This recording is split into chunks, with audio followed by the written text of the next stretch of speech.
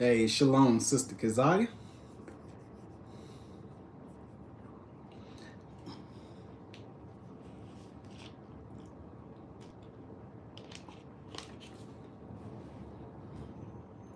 Shalom, Sister Danielle.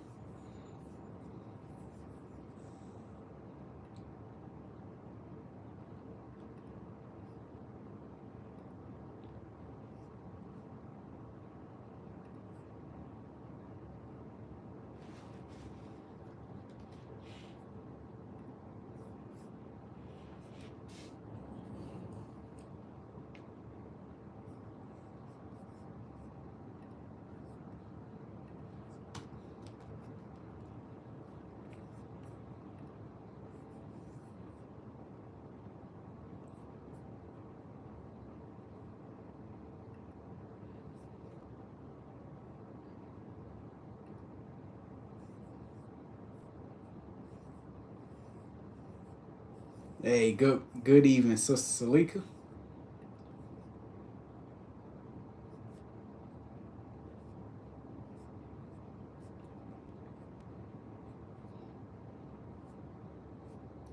Yep, peace, Moses, Israel. Let's see, first 2, 16 volumes.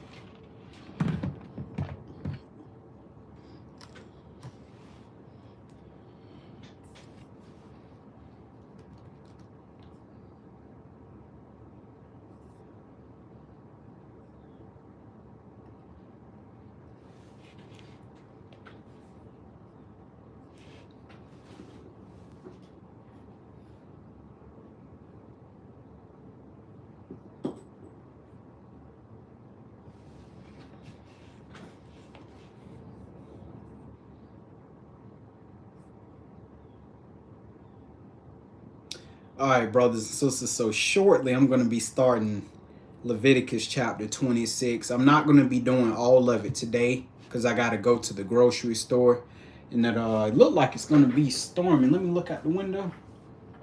Yeah, look like it's going to be storming pretty soon, so I'm not going to stay too long.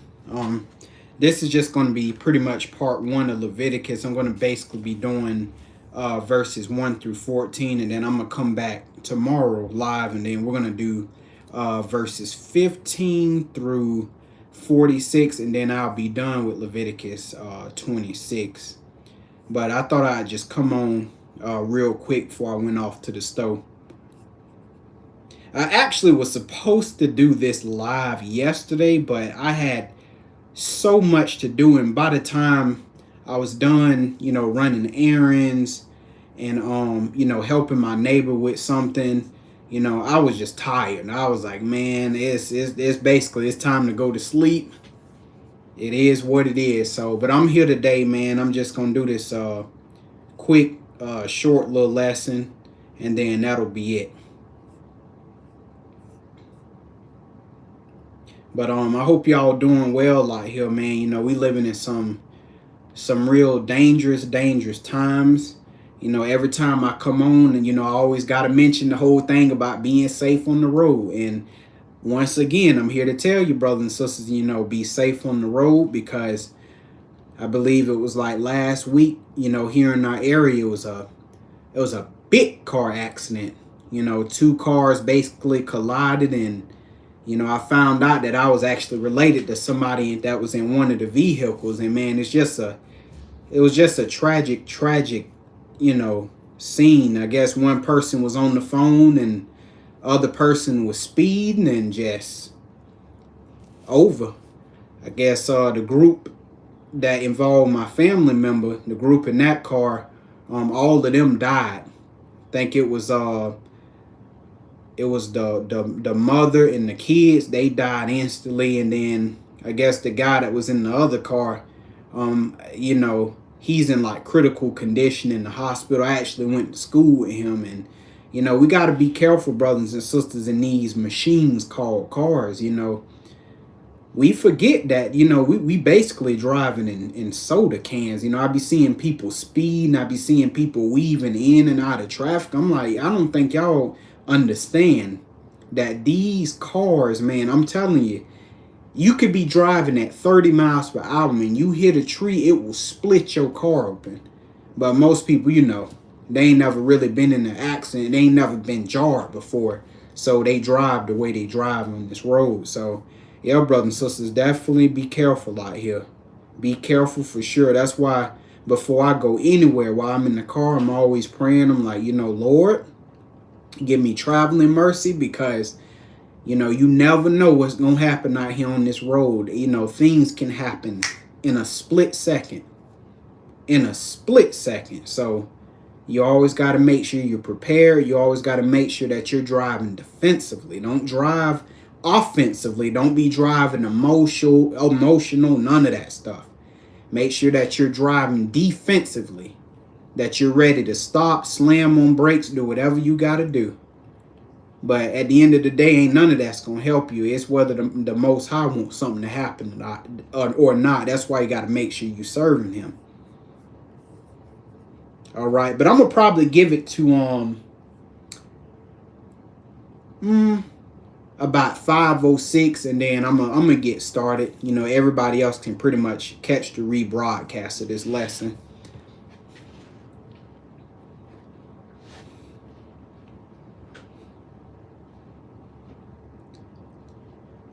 Shalom, Yehoseph. Shalom, Brother Leo.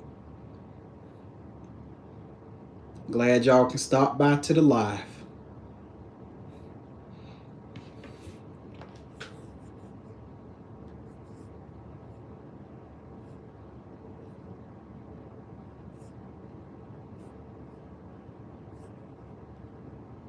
Yeah, I'm actually I'm not using my Bible right now. I'm actually using my laptop. I think my Bible finally getting to me, you know, that small print. I cannot read that small print anymore. It's a good Bible that I have, but that small print is finally getting to me. So I actually got to go to Books A Million, and I have to get a giant print Bible, because it's just, you know, especially when you're studying all day, that small print really starts to mess with your eyes. So right now I'm using my laptop to look at Leviticus 26, because I can blow the screen up. I can have the text as big as I want to have it without, you know, straining too much.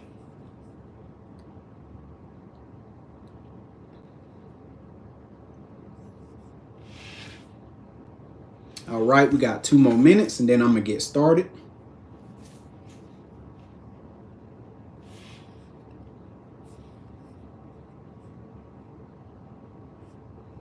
But I hope everybody's doing well on the job, because I know for me right now, even though it's midweek, it's Wednesday, man, my job got me working for all my money.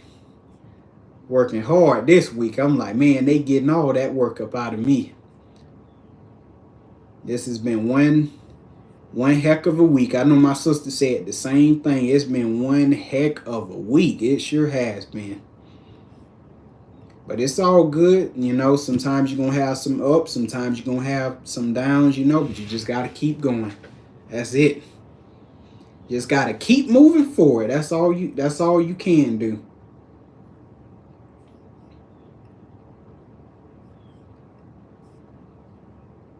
All right, brothers and sisters, we got one more minute. Then I'm going to get started.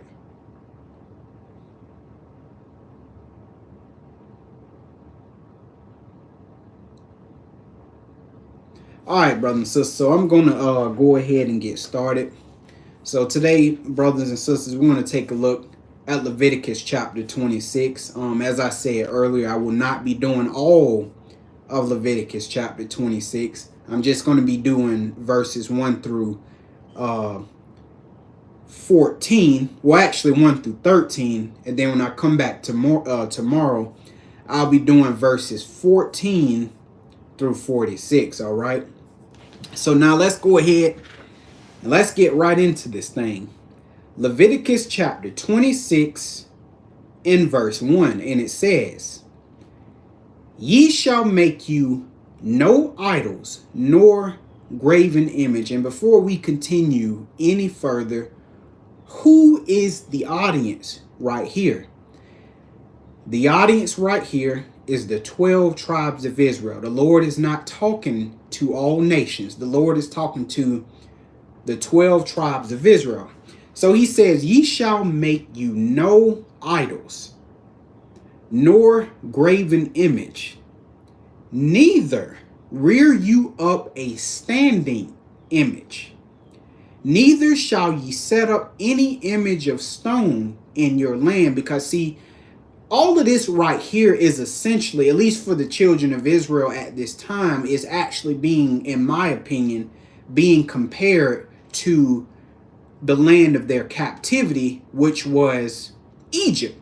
Because see, in Egypt, and we know as well as the other nations they did this, but here in Egypt, these are the things that they did. They made idols. They made these graven images. They stood up. They had these standing images, right? It says, "Neither shall ye set up any image of stone in your land." See, these are the things that they did. So the Lord is saying, listen, I want you to be different from your oppressors, the Egyptians. I want you to be different from these other nations, because I'm calling y'all to be a separate nation. You're not going to be like all the other nations, all right? But he like, you ain't going to make no idols, no graven images to what? To bow down unto it. He says, "For I am the Lord your God." You're going to do what I say. All right. Now, one thing that we got to understand about idols, brothers and sisters, it doesn't really necessarily have to do with just false worship. Because, you know, every time we mention idols, that's the first thing people think about. Or they think about the Muslim people getting the mat out and just...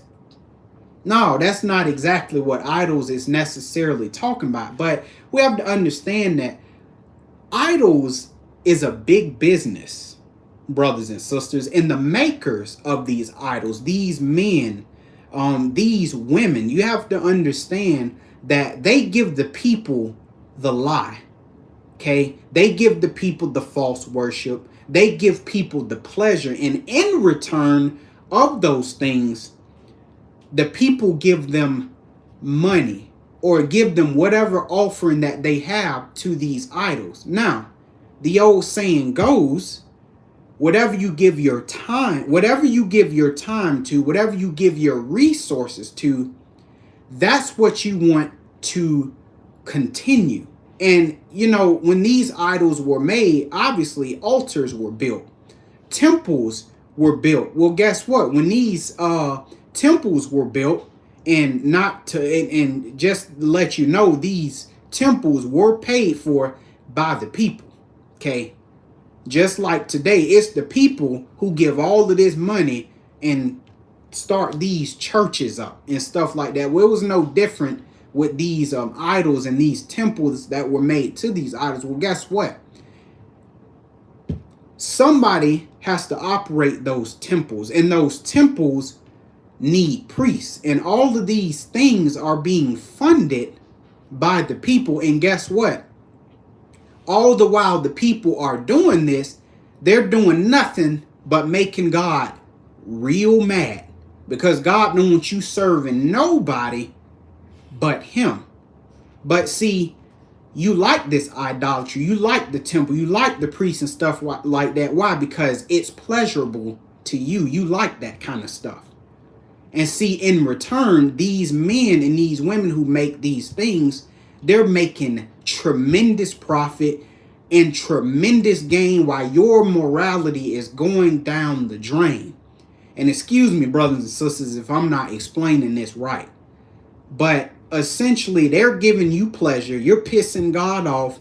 And all the meanwhile, the people who've made these things for you while your morality is shot, they making all kind of money. They got all kind of mansions. They living good.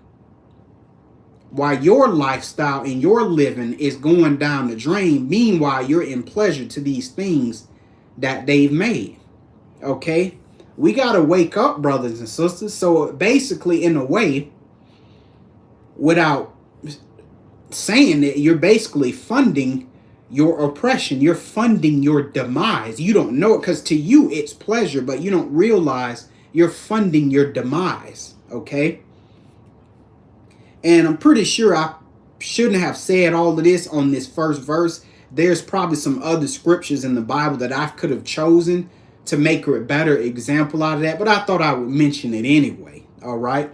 But we're going to keep it moving. So remember, the Lord right here is talking to the children of Israel. So let's go down to verse 2, and it says, it's what the Lord is telling the children of Israel. He says, ye, meaning the 12 tribes, shall keep my Sabbath. So guess what? Those Sabbath days are not optional. It says, and ye shall what? Reverence my sanctuary. I am the Lord. In other words, the Lord, like, you're going to respect me. Okay? Because the sanctuary is pretty much where the Lord dwelt. So we know it's not actually talking about the sanctuary. It's talking about the Lord. The Lord, like, listen, you're going to respect me. You're going to fear me and you're going to respect me. Verse 3. Now, here we go. It says, if ye walk in my statutes and keep my commandments and do them. Now, the Lord is going to get ready to list some blessings. However, all of these blessings that we're getting ready to read, okay, this is all conditional. And we know because of the beginning of verse 3, it says, if ye walk in my statutes, meaning this is conditional. Let's look up this word, if, and let's see what it says. If it says on the condition, in the event of, okay, so in the event or on the condition that you keep my statutes and my commandments and do them, verse 4, the Lord says, then I will give you rain in due season, and the land shall yield her increase.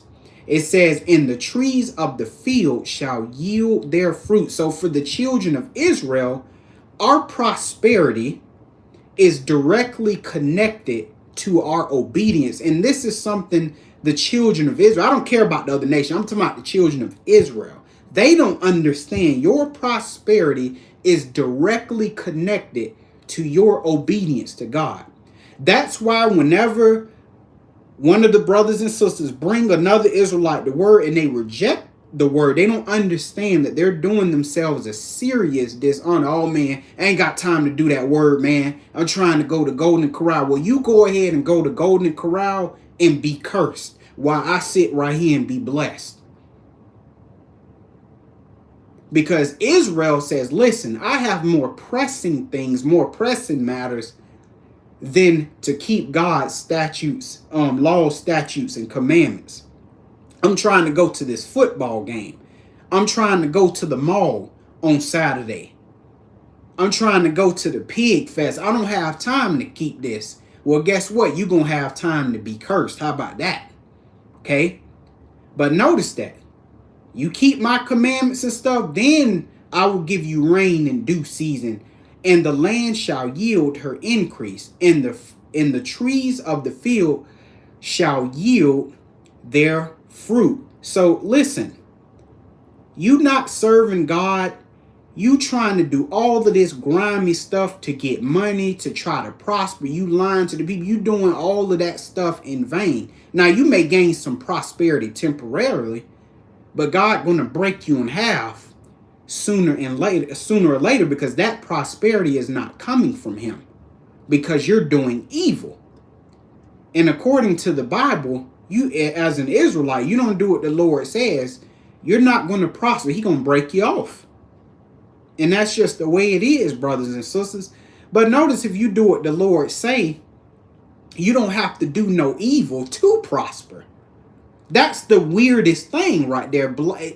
Most Israelites think they have to do evil to prosper. I'm just trying to get ahead in this world, man. I got to do what I got to do. No, you don't. All you have to do is serve God. And in the land of your enemies, in the land of your captivity, the Lord will set a table before you. In the midst of all your enemies, while your enemies, this is your enemy's land. They're not prospering, but you're going to be prospering. That's beautiful right there. And me, brothers and sisters, I don't know about y'all, but I can't give that up. The blessings is just too good. I can't give that up. Yeah, I'm going to be an outcast. Yeah, I'm going to be talked about and stuff. But I'm sorry, I'm not giving that up for nobody. Mama, daddy, sister, friend, co-worker, boss. It don't matter. I ain't giving that up for nobody. Okay? But let's keep going. Verse 5. And it says, in your threshing, okay? And threshing is referring to your corn crops. Your threshings shall reach unto the vintage, and vintage is referring to your grape crops. And we know that those two crops grow different times in the year. Okay? It says in the vintage, it says, your threshing shall reach into the vintage, and the vintage shall reach unto the sowing time, and ye shall eat your bread to the full. So if you do what the Lord say, you don't have to go around stealing other people's resources. You don't have to wage unrighteous wars on other countries just so you can have what you need, just so you can eat. Why? Because the Lord will bless you. And I'm glad it talks about sowing and stuff, because you got men that say, oh man, this land dead. Oh, this is a bad land. Listen, who do you think controls whether a land is good or bad, whether a land produces or not? The Lord does. He does all of those things. Okay? You can have a group of Israelites that's righteous, okay? And the heathen can put them in a land that don't produce nothing. I mean, the land is a mess. I guarantee you, in the process of time, that land will start producing, just because the righteous is doing what the Lord say. That land gonna produce. Or you got a good land, that thing produce well. Okay? But them group of Israelites that's doing evil, you let them get on that land, I guarantee you, in the process of time, that land will not produce. That land will die. It sure will. Because when God speak the word over something, it's a wrap. So prosperity, poverty, all of those things have nothing to do with the physical. All of those things are spiritual. We don't understand that the spiritual and the physical is directly connected. We've been taught in a lot of these churches that these things are separate. The spiritual and the physical. No, all of these things are directly connected. Okay? Verse 6. It says, and the Lord is saying, listen, I will give peace in the land. Wait, hold on. Let me read the end of that verse 5. It says, you're going to dwell in your land safely. So you mean even in the land, having safety, even that has to do with being obedient? Absolutely. All of that stuff. People vexing you, people coming against you and stuff, all of that stuff is controlled by the Most High, because we be giving too much credence to men. We give too much credence to the devil. No, the Most High controls all of these things. That's why no matter where I go, I don't be worried about nothing, because I really truly know that God is in control of everything.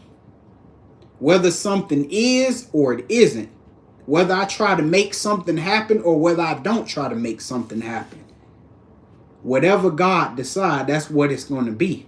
That's why I don't live in fear. Verse 6 says, and I will give peace in the land, and ye shall lie down, and none shall make you afraid. Now, as the 12 tribes of Israel, we mostly experienced this under the reign of King Solomon. Okay? But since then, we had no peace. But we mostly experienced this under King Solomon. All right? So he says, I'm going to give you peace in the land. Now, just to deviate a little bit, right now, America does not have any peace. These other nations and other lands, they don't have any peace. Don't let them fool you on their news channels and none of this garbage news that they put out, making you think everything is all good. They don't have any peace. And who do you think is causing them not to have any peace? The Most High. Because when he pronounces something on you, it's over. It's a wrap until he reverses that thing.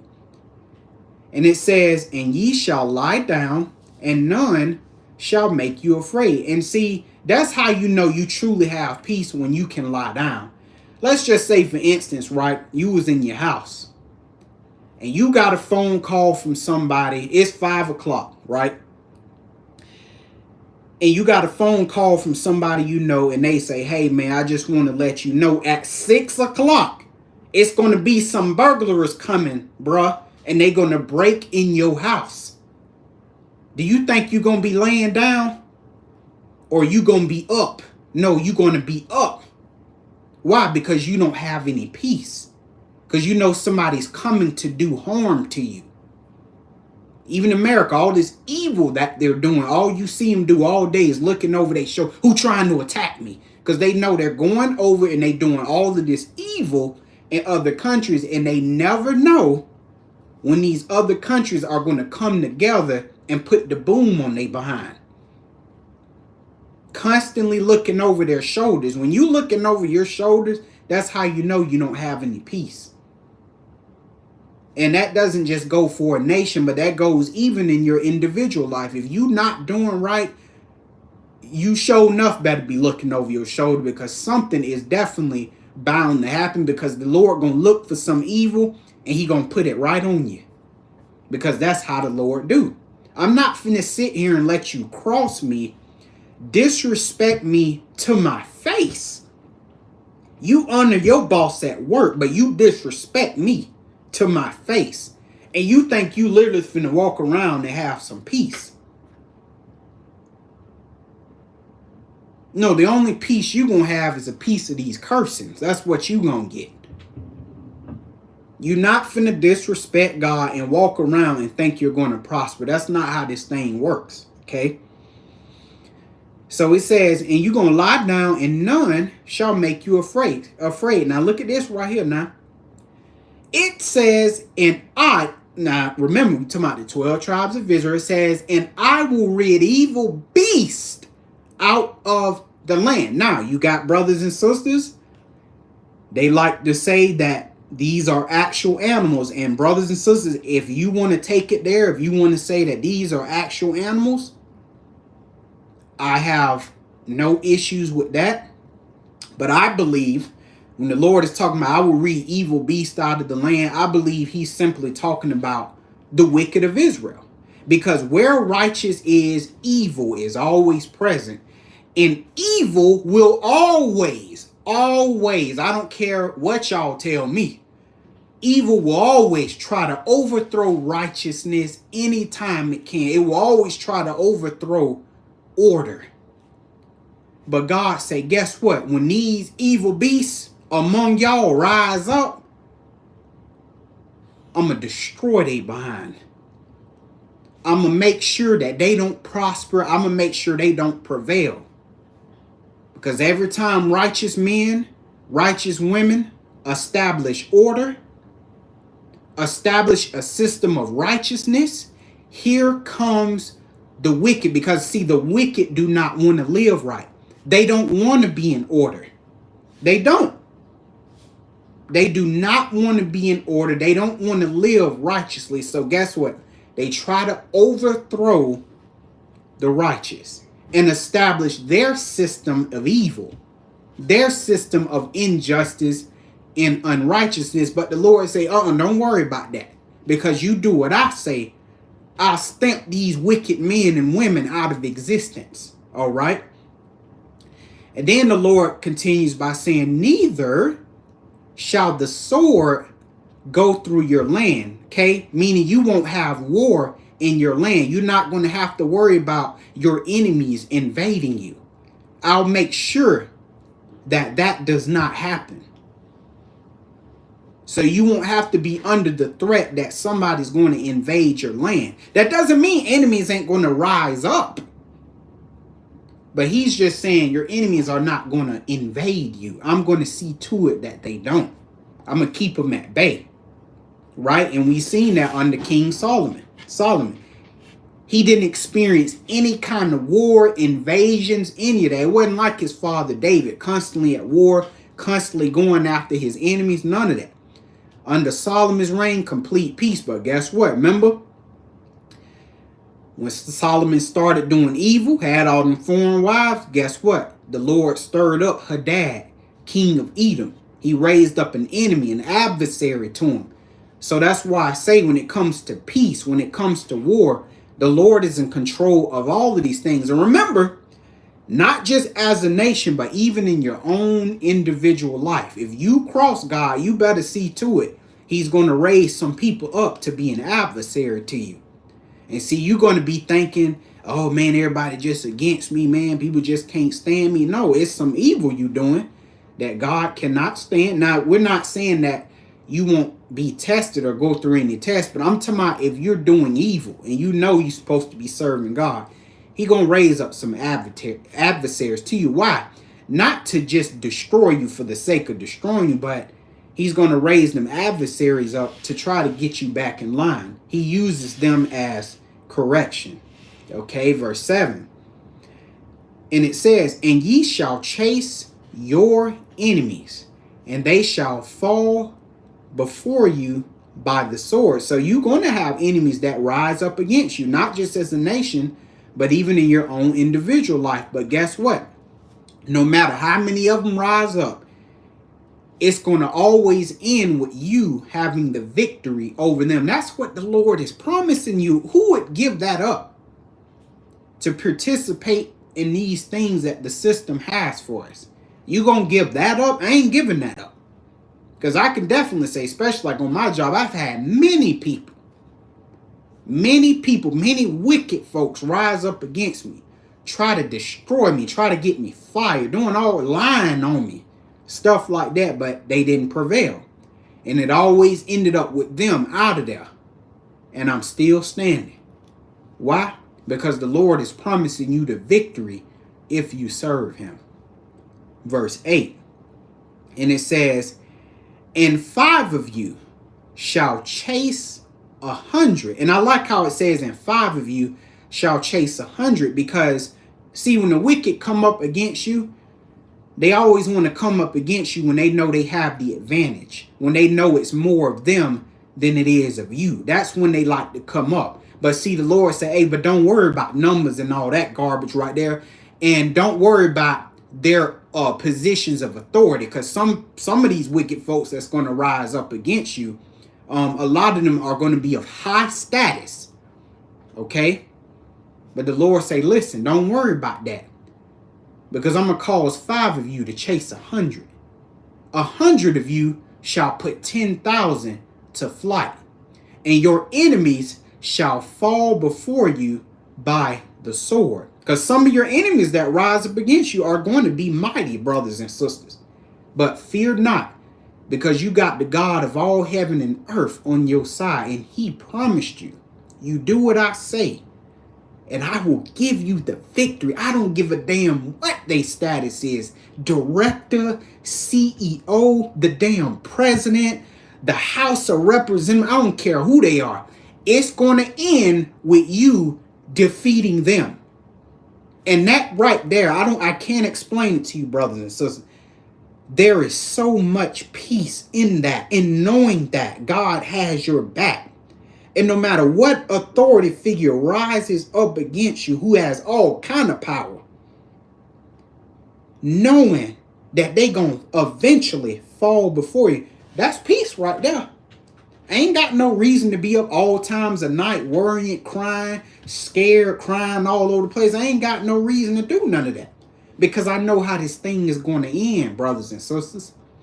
And when you serve God, that's the kind of faith you have to have in your God. Because don't mess around and be serving God, but you ain't got no faith that he can do these things. He will give you into the hand of your enemies. Oh, you don't believe I can do this? Verse 8 right here. I'm going to give you over to your enemies because you keep pissing me off with your faithlessness. God said, children in whom is no faith. Sometimes God can't even work how he wants to because you ain't got no faith. You trying to handle everything because you don't believe God can handle your situation for you. And that's why right there, he hand you over to your enemies. No, sit back, be still, get you a glass of water, put some ice in it, put a straw in it, and just sip on the water. Flip your TV on and chill and know that, hey, listen, my enemies rose up against me, but I already know how this thing gonna end. I'm finna chill. That's how you gotta be. All right? But let's keep on reading verse 9. And it says, for I will have respect unto you, meaning I will admire you, brothers and sisters, for keeping my law, statutes, and commandments. Why? Because the Lord know that Satan got his system out here and got this system prevailing. And he knows that you could be out there participating, but instead of being out there participating, you serving him. You're willing to be an outcast.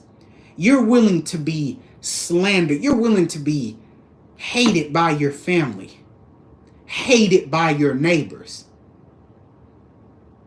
The Lord know all of that. That's why he said, I'm going to have respect unto you. I'm going to respect that. That's admirable. Okay? Now, this right here, he's talking to the righteous, brothers. So he ain't talking to the wicked. He says, I'll have respect unto you, and I will make you fruitful and multiply you and establish my covenant with you. Because ultimately, God want to fill this earth with righteousness. Okay? That's why when it comes to the righteous, he's always talking about making the righteous fruitful and multiplying them. Because remember, he wants this whole earth, not just the land of Israel. He wants the whole earth filled with righteousness. That's why he wants to multiply the righteous in huge numbers, like the sand of the sea. Because the Lord is talking about utterly wiping the wicked off of the earth. But he wants to multiply the righteous. Just like he was planning on doing with Adam. Just like he planned with Ham, Shem, and Japheth. That's what he kept trying to do, but it kept failing. But this time, with the righteous of the children of Israel, that plan is going to succeed. Because those things were just parables, brothers and sisters. With Adam being multiplied, Ham, Shem, and Japheth being multiplied.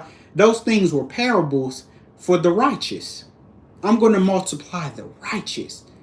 Because I know once the righteous multiply, the system they set up is going to be a system of justice, a system of righteousness. They're going to love each other. Nobody's going to lack anything.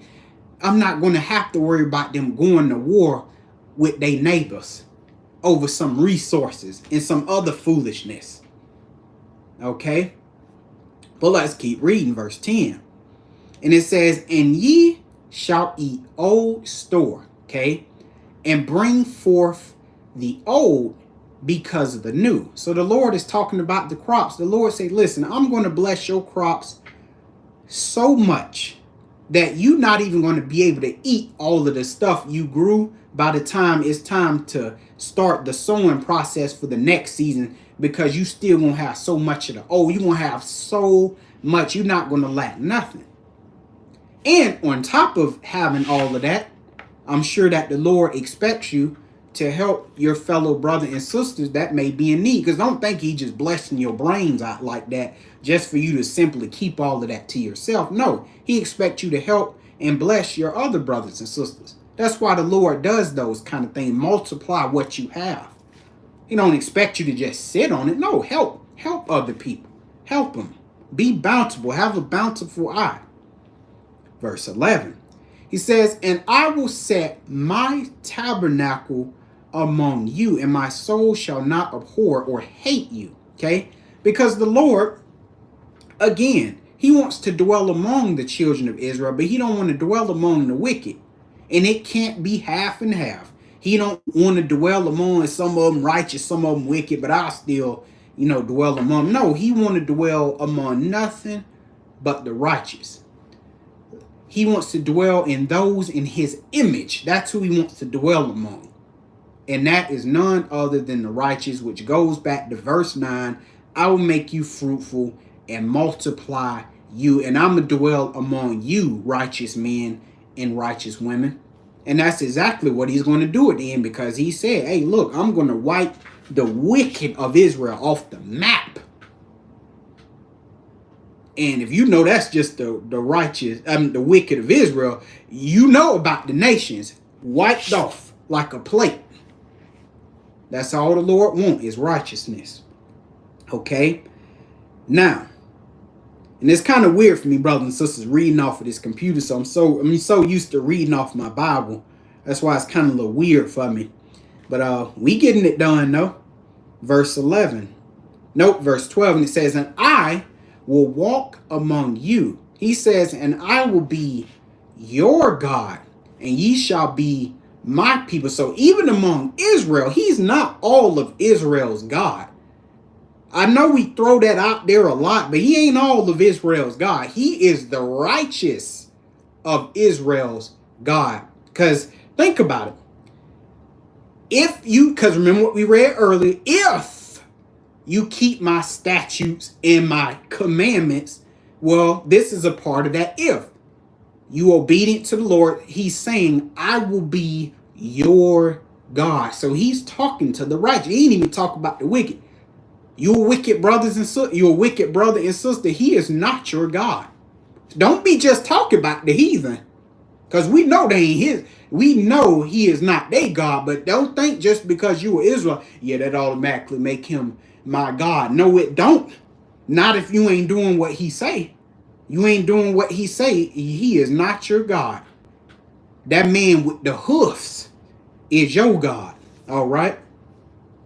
Now, verse 13.